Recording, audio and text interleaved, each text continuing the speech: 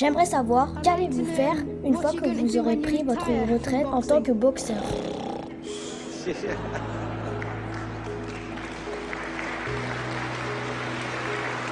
Juste dormir, c'est tout ce que je ferai. Non, quand je prendrai ma retraite, je ne sais pas vraiment. Je devrais dire quelque chose ici, ça vous fera peut-être tous réfléchir.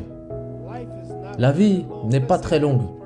Disons que la personne moyenne ici a 30 ans. Si vous avez 30 ans, vous avez été éveillé et actif environ 7 ans. Comment puis-je le prouver? Ajoutez toutes les 7 à 8 heures où vous avez dormi par nuit pendant 30 ans. De ces 30 ans, la nuit dernière quand vous êtes allé au lit et que vous êtes réveillé ce matin, vous vous souvenez de rien. Donc vous avez été inconscient pendant environ 8 ans. Sur ces 30 ans, vous avez dormi environ 8 ans, ok? Combien de déplacements avez-vous fait?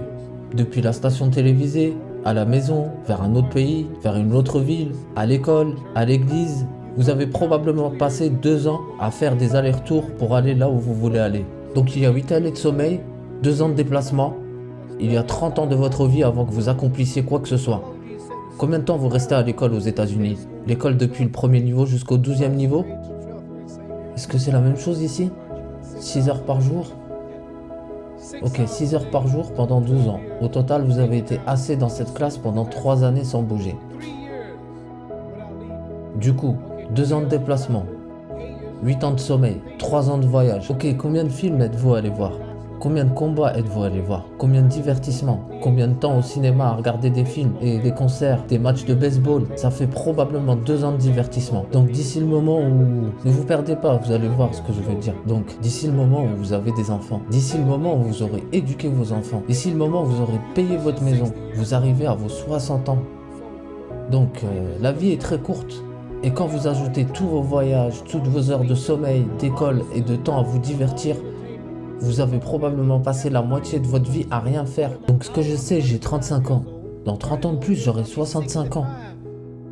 À ce moment-là, nous n'avons plus d'influence.